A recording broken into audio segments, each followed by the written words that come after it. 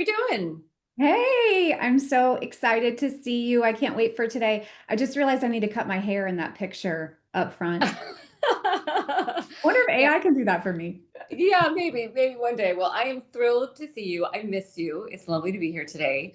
It is back to school. I'm a little stressed out. How are you feeling about back to school? I'm so ready for back to school. I'm like, let's get back into the routine. Let's get off our butts and into the classroom. I cannot wait. It is a stressful time. I think it's stressful for moms. I think it's stressful for the kids. We won't even talk about the teachers. But I am so jazzed today to be talking about all this stuff, right? Because whether it's stress, burnout, loneliness, heart attacks, they're all connected. They're all on the rise. And I'm just jazzed to be talking with our guest today about mindful strategies and how it can help our mind as well as our heart. Absolutely. I am so excited to introduce the audience to him too. The challenge I think and where the medical and marketing intersection comes in is sharing those strategies and insights in a way that will actually help change behavior. And he does an amazing job at that and reminding us that so much of the care happens beyond the four walls of the hospital, where he spends half his time in our workplaces, homes, and communities. Those are such critical places to ensure those strategies as well. Look, I feel like we need a drum roll, right? He's a Yeah. mindfulness expert.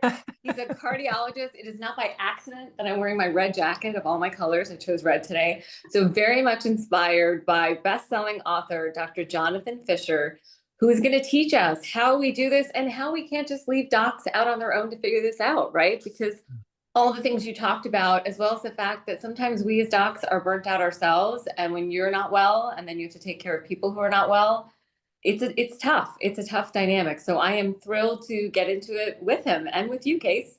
Me too. And hi, everyone. Welcome to CMO Squared. This is the show where medicine and marketing merge to restore hope in healthcare. I'm Kaycee Kalpin, Chief Marketing Officer of Premier. We're a technology-driven healthcare performance improvement company that's making the industry better, smarter, and faster. And I'm Dr. G, Chief Medical Officer, technologist, best-selling author of Dead Wrong. And I am thrilled to be having this discussion with you today. Should we hop to it? Yes, let's dive in. He's waiting in the wings. We're so excited to have Dr. Fisher with us today. He is a true expert on this topic. In addition to writing a book about it, he also leads Novant Health's Office of Wellbeing and Resiliency. I want to visit that office every day. He's dedicated his career to showing how stress, connection, and mindfulness directly impact heart health and helping people and organizations move from, as he puts it, burnout to resilience and from disconnection to wholeness. Dr. Fisher, welcome to the show and thank you so much for being here. Hey, wow, what an introduction. Let's do it over and over and over. You just made my day.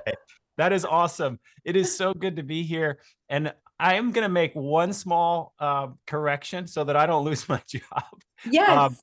I am not the leader of our Office of Wellbeing. That is Dr. Tom Janicki, who is my mentor, my friend, my boss, who's been pioneering this work for a dozen years. I am the clinical physician executive, so looking after several thousand physicians and APPs specifically around their well-being. And I'm excited to be here in this conversation for so many reasons. Well, that sounds like an invitation for Dr. Tom to come on the podcast. Oh, yes. Let's talk Yeah. about that. It sounds like you have a great team. The bottom line, Dr. Fisher, is the work you're doing. It's so important. We applaud you and your entire team. And I want to know, I got to know, right? Because as docs, look, we're so focused on the patient. All our training is about the patient, right? There's rarely a moment where we stop and say, what does it take to be well and treat folks who are unhealthy? And what do you do if you don't feel well yourself? And the sick are essentially taking care of the sick, right? And we all appreciate the issue around physician burnout and that it continues to be a leading problem in the healthcare space today. So I got to ask, what made you do this work? What called you to all of this? And why are you not wearing a red jacket, Jonathan? I am so upset. I thought we'd be twinning. I'm going to answer the second question first, and it's not a very glorified answer. It doesn't suit my complexion. Oh, No, I no. not a bad answer. Not a bad answer.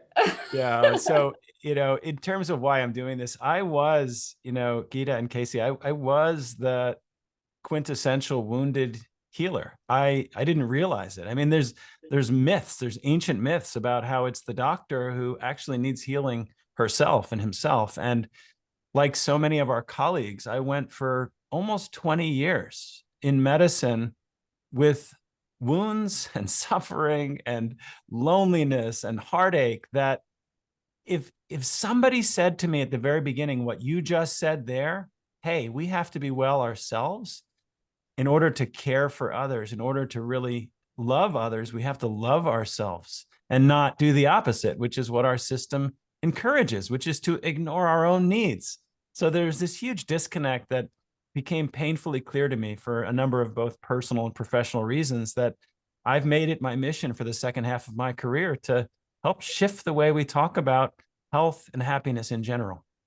I love that. And you do it so simply and with such clarity. So I want to ask a follow-up question, which is how can mindfulness be communicated as a practical and accessible tool? I mean, certainly for heart health, but also in your sort of everyday life. How is it that you can translate clinical evidence into this kind of consumer-friendly messaging and make it accessible for everybody? Well, there's two parts to the answer there. The first is something that, again, I wish that medical schools spend more time teaching physicians how to be communicators. We spend years learning neuroanatomy and pharmacology. How much time do we actually spend understanding that communication involves sending a message, receiving a message, decoding a message, and it's rooted in empathy and trust? And so with that as the background, I would say to your question that mindfulness itself can be very off-putting. Even some people now hearing that word, if we're trying to market mindfulness, which frankly, I'm not really trying to do that. I want to show its benefits and how it can transform healthcare. I would just say that mindfulness itself is misunderstood.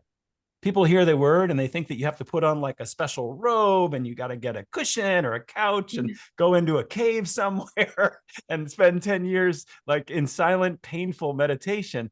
And it couldn't be farther from the truth. It couldn't be farther from the truth. Mindfulness is simply using a part of our brain, a natural skill that we all have that has either been eroded or lost in our distracted culture. And when we reclaim that neural pathway, we can calm our body, we can see more clearly, and we connect more deeply with other people. And that's how I would answer your question. We start by speaking very plainly, very clearly in language that anyone can understand, not trying to hide behind our academic degrees and putting ourselves on some kind of a pedestal like so many physicians do. And that really creates a disconnect. I absolutely love that. And my next question was going to be what role can marketing play, which I think you just kind of answered, right? Which is the simplicity in the messaging. Yeah, I would back up there for a second, because as I got the amazing invitation to join you in the conversation, I kind of scratched my head for a second. I said, are we talking about marketing? Are we talking about medicine? What is this CMO² business? And then it clicked. It made perfect sense to me. And I often speak about how I will take off my medicine hat and put on my marketing hat as a physician. And I think it's helpful for those colleagues in healthcare who may not know what marketing is to just define it. And I'm going to go out on a limb as the non-marketer in the crowd and share what I understand marketing to be, which is simply creating a story that communicates something either complicated or data-driven in a way that people can understand, then finding the best way to deliver that story, whether it's right here on LinkedIn, that's one way, whether it's on Substack, which is another way, or buy a book, or in the clinic. And then lastly, it's making sure the message is received and using it to help guide people towards, in my mind, healthier behaviors. Now, in someone else, it may be feeling better about what kind of car they drive. For me, that's what marketing is. And I think we all could learn a lesson from how to be better marketers to get our messages across. I love that, Jonathan. I mean, Kaycee, that was like a serious plug for CMO². I mean, that is the birth of CMO². And I'm gonna double click on that for a quick second. So for me, and what I have learned from Kaycee as a chief medical officer, learning from a chief marketing officer, is in today's world where our patients have so much information and so many different people, the doctor TikTok expert is not just messaging to them and marketing to them, but they're inspiring them. They're inspiring them to do something related to their health. And in a post-pandemic world where you can't get a doctor's appointment, or you don't even know if you have a doctor, or if you'll be able to see the same one the next time, right? The relationship now is meeting the patient where they're at and not just being the academic expert, but really inspiring them and educating them to make great decisions about their health. So that's really, got to plug CMO² since you teed it up for me. So thank you for that. But in that spirit, as we think about some of the things you just said, right? So when I say mindfulness, it's interesting because when I say this to my patients, right, some will roll their eyes and you'll get the whole, that sounds like hocus pocus, Dr. G, right? And then some are like, no, I'm all about, right? I'm all about holistic medicine. I'm all about, I would rather you tell me to do something naturally versus a medication, right? So what I want to ask you is talk to me about the science, because the patients that roll their eyes are the ones that, right, they want to know the science first. And so help us understand what research shows us about mindfulness and its impact on heart health. So I love the question, and you're really answering a question that I get every week from people around the world who want to understand, how can I bring these practices to people who are resistant? You know, I've spoken to groups of 100 thoracic surgeons, to neurosurgeons and neuroscientists who sit there like this with their arms folded. What's this person going to talk about? Mindfulness. Give me a break. Come on. So Geeta, I really appreciate that. To that particular group, the way to market the message is speak to what they want to know, which is, how does this work? And what does it really do? And does it help my patients? And does it help me? The way that I think about mindfulness itself is, I think that it is something that we do with our minds, right? It's we change the way we relate to our present moment experience. Instead of doing the usual, which is judging things as good or bad, judging people as they like me, they don't like me, it's taking more of an open, curious stance about all experience, just letting it come and go. And it creates a lot more peace, a lot more ease with our lives, so that our bodies then relax. In terms of the benefits, I'm going to start not with the heart, but with the mind. We know that mindfulness helps reduce anxiety. It's almost as effective as some anxiolytics and antidepressant medications. It helps with depression, rumination. It is proven to help with insomnia as well. It can help our immune system. And for the heart, I was really happy in 2017 when the American Heart Association released a white paper, a review paper, a meta-analysis looking at dozens of studies. When we practice mindfulness, whether it's sitting quietly for a few minutes each day, whether it's as we're walking and talking, becoming more aware of how we're showing up, our blood pressure lowers. We're less likely to pursue unhealthy behaviors, those sort of snacking behaviors. We become now aware of the impulse to eat those sugary cookies and the treats and things like that. We tend to be more connected with other people. We're more aware of how we relate. And when it comes to cardiac longevity, we now know that the #1 predictor is how strong our social connections are. So people who practice mindfulness, I would go on a limb and say, live longer and happier lives because of health promoting behaviors, right? And less sort of craving and addictive behaviors. So we have the lower blood pressure. We also have an interesting marker, Geeta, which is heart rate variability. People are fascinated by that now. The distance between heartbeats changes as we breathe in and breathe out. We now know that that can improve when we practice mindfulness. And that is a marker of how emotionally mature we are, how emotionally flexible we are. As leaders, as parents, we want to have that high HRV. And just by practicing a few minutes of mindfulness meditation, we can literally change the space between the beats of our hearts. So those are just a couple of examples. And then the last one that I'll leave you with, and this is one that really gets to people. If you look at the amygdala in the brain, and we have this little almond-shaped structure in our brain, which is the alarm fight or flight center that so many know about, when we practice mindfulness for at least 8 to 10 weeks for a few minutes a day, we can see a quieting of the amygdala's activity. We can see a slight reduction in its size. And we also can see an increased activity in the left prefrontal cortex, which is the part of our brain that helps us connect compassionately with those that we love, those we care about, and those we lead. Oh my gosh. Don't- Chills. It's making my heart beat.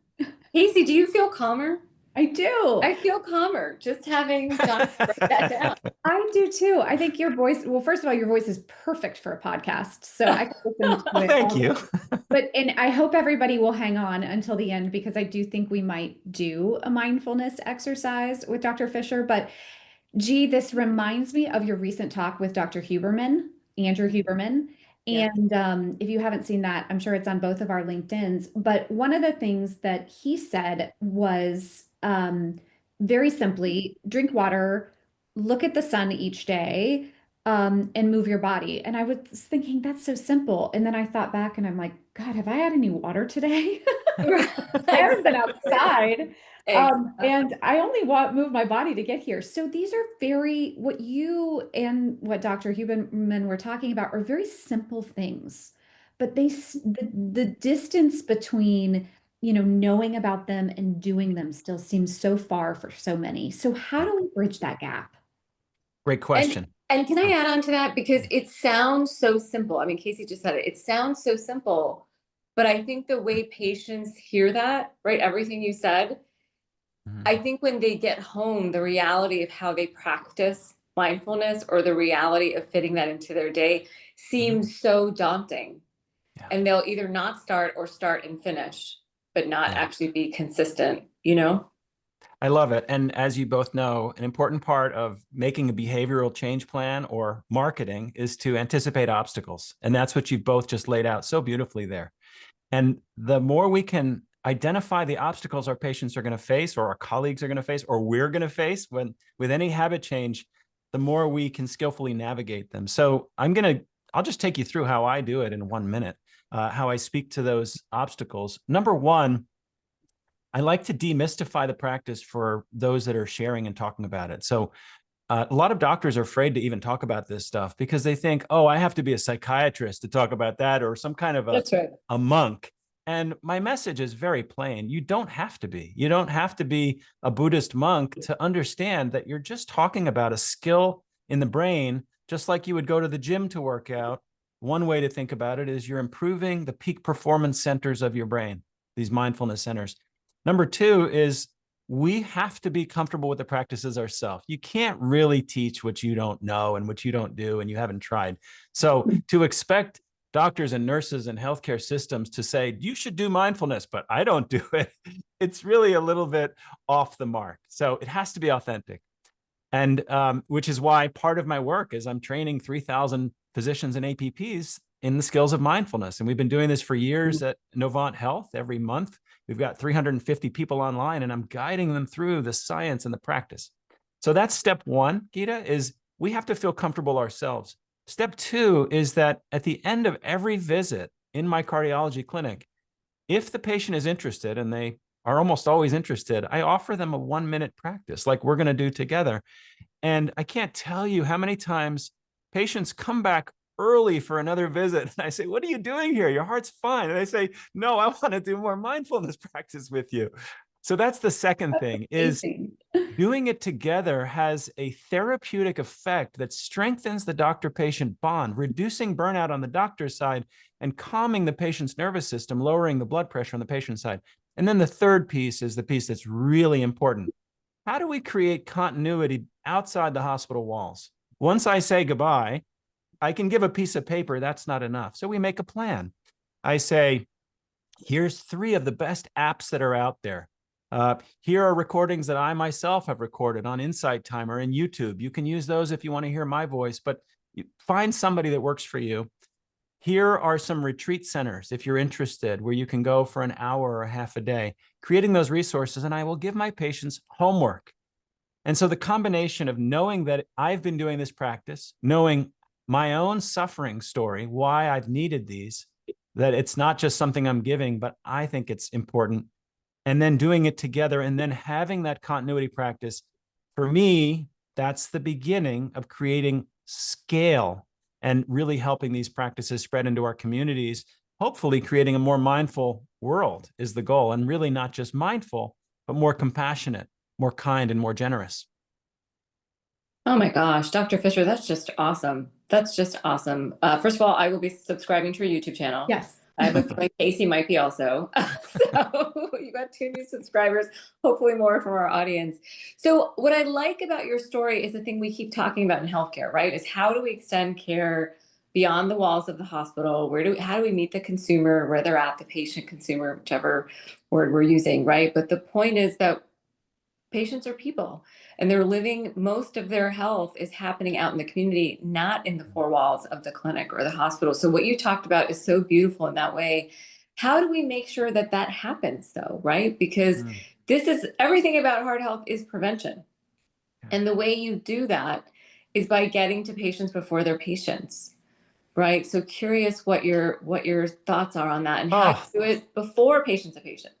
There are so many ways and so many answers to that. If we wanted to get to nitty gritty and strategies, there's so many beautiful strategies about how we reach people in the community for behavioral change, not just for mindfulness, but let's say for blood pressure reduction. There's an amazing a publication that came out in 2018 in the New England Journal of Medicine, and then in Circulation and the Cardiologist Journal, looking at why are we doing such a bad job at controlling blood pressure? How come so many people, we know the goals, they just came out with an update last week on the guidelines, but yet we just aren't getting people to prevent strokes and heart attacks at those numbers.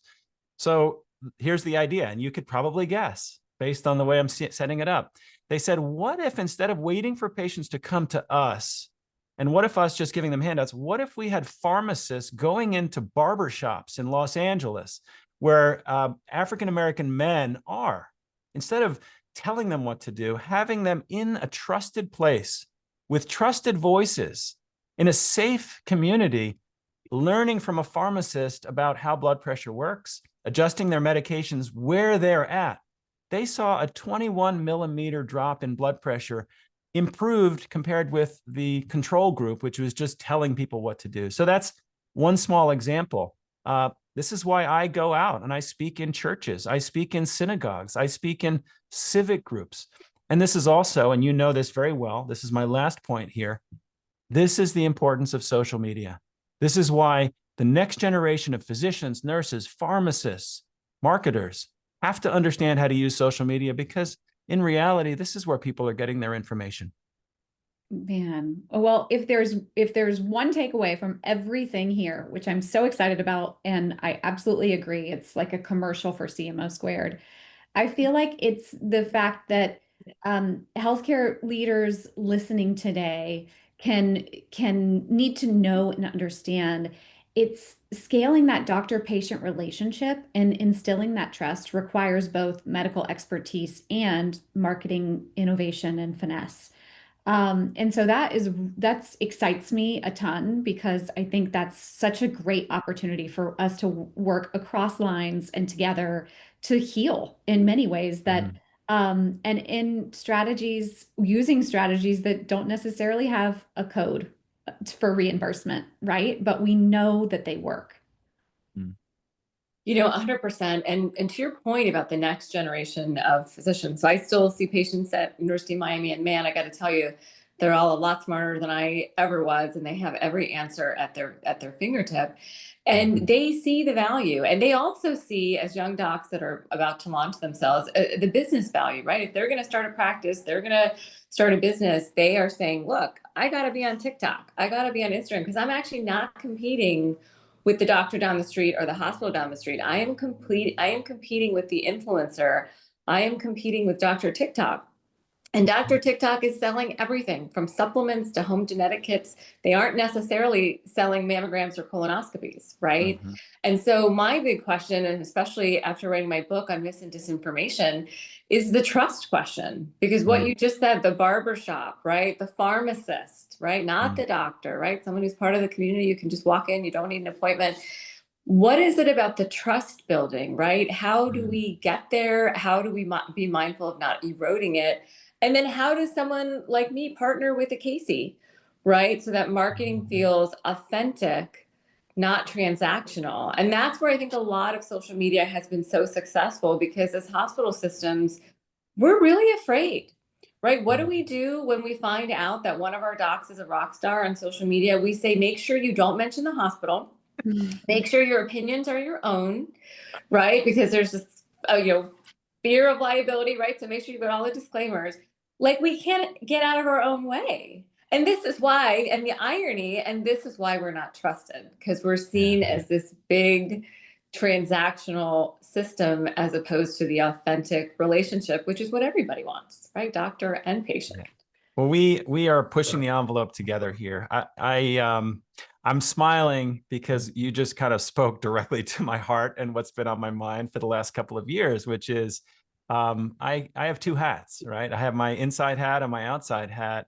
And there's clearly a value when you have physicians representing healthcare systems in a very trustful, credible way, science-oriented. I think it can only help the brand. And yet at the same time, there is the need to protect and all that. So we get that.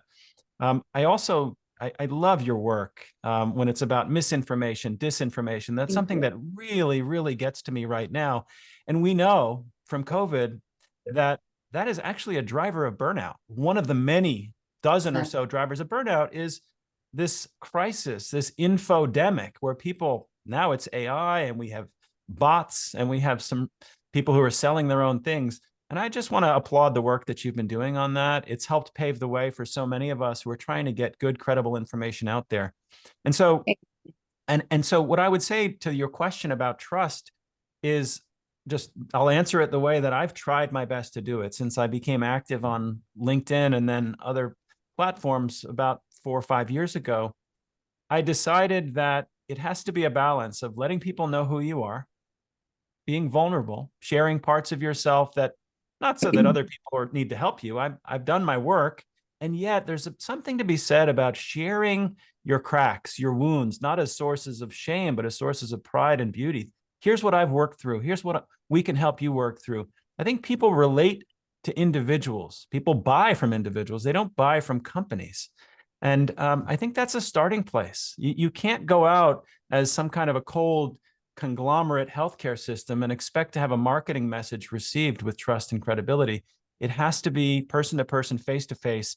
And in this era of AI, even more so, people have their dials turned up. The radar is so high right now. Am I hearing from a real person? Are they speaking from their heart? Or is this just a script that they're speaking from that ChatGPT told them to say? And I think we're going to have to take that very seriously to promote health in the next era. I think that is so true. We are so grateful to share this space with you today, Dr. Fisher. Well, I don't know if it's public or not, but I personally know Dr. G's working on another book. What are you working on? What's next for you? Well, inside of Novant Health, I have a couple of projects that I'm very proud of. One of them is we have a program called Time, which goes along with another program called Space. And they've been going on for years. And we've grown from having 20 people on a Zoom every month to now close to 400 every month. And we're really working on scaling that with a group of physician and APP champions within the system who I'm helping learn the practices of mindfulness and of compassion and of positive psychology with our chief psychologist so that we can now kind of have boots on the ground, creating a culture of that. Also, we're working on bringing in a culture of coaching in healthcare. Physicians haven't had the benefits of baseball players and basketball players. We're kind of left on our own. We now know that coaching can transform the individual's career path, but also help us become better doctors. So that's something that I'm also helping lead along with our Office of Wellbeing. And then on the outside, I'm traveling. I'll be in DC at the Mindful Leaders Summit next month, and then speaking on compassion and the science of how love heals the heart at various healthcare systems around the country. Jonathan, thank you so much. This has been so wonderful. We're clearly going to have to collaborate again, Kaycee. I think this is just the beginning. Absolutely. Well, and I will say that Novant hospitals are often among the 50 best cardiovascular hospitals in the nation, which is a premier report that comes out once a year in February, which is Heart Month. And so your work and your effort and your passion is clearly translating into performance. And so super, super grateful for that. Thank And you. yes, I think we have an exciting exercise to end this podcast with. John, we're waiting for it. Jonathan, if you'll lead us, I think we've got Sure. a minute or two. Sure. So I am going to invite you just for 60 seconds to make yourself comfortable. Just feel that seat underneath you. Feel your feet touching the floor. Wake your feet up. Notice what sensations are there already. Feel supported.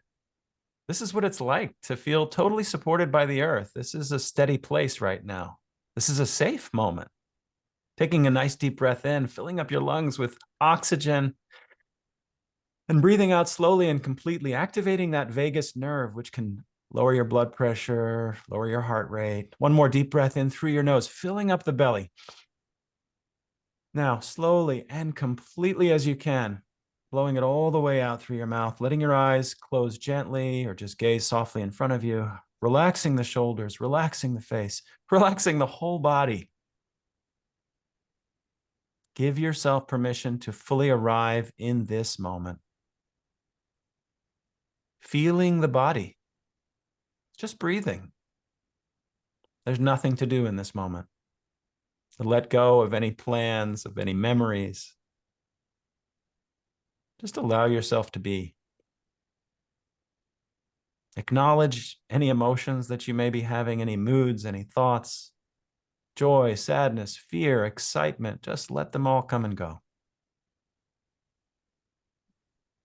And remembering now, what's most important for you?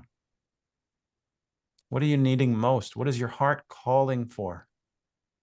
Maybe it's more peace, calm, joy, connection, purpose. Allow that answer now to grow in your heart, to fill your body, to spread beyond your body, to fill up space. Trusting yourself, trusting that you are worthy of this life, you are worthy of all the love that people want to give you. And perhaps dedicating this brief moment to someone in your life who might need some of this. Thinking about how life and the world might be different if we each took a moment each day in this kind of practice. And remembering this practice is always available for you. Becoming aware now of your feet on the floor and thighs on the chair, and bringing a little movement to your fingers and toes, allowing the eyes to open gently when it feels right. And noticing any shifts in your body, in your mind, or in your heart. Thank you. Wow. Thank you so much. I feel better right now than I have any morning this week. So we need to keep that up. Jonathan, you're amazing. Cardiologist, author, mindfulness expert. I am signing up for a YouTube channel right now. And we're going to have to come out to Novant. Kaycee, we're going to have to come check out your center. Yes. I'm so inspired and thrilled. We can't thank you enough for having us. Thank you so much. It's Yeah. been my honor and pleasure, and keep doing all the wonderful things you're doing. It's really making a difference. It's a pleasure to be with you. Thank you so much. That'll do it for this month's edition of CMO², where medicine and marketing merge to restore hope in healthcare. If you like what you heard, follow me, Kaycee Kalpin, follow my friend and colleague, Dr. G, follow our guest, Dr. Jonathan Fisher, and follow Premier. And we want to hear from you. Do you agree with all of the approaches that were mentioned here? Anything we're missing? Let us know in the comments. And if you like the mindfulness exercise. Until next time, bye.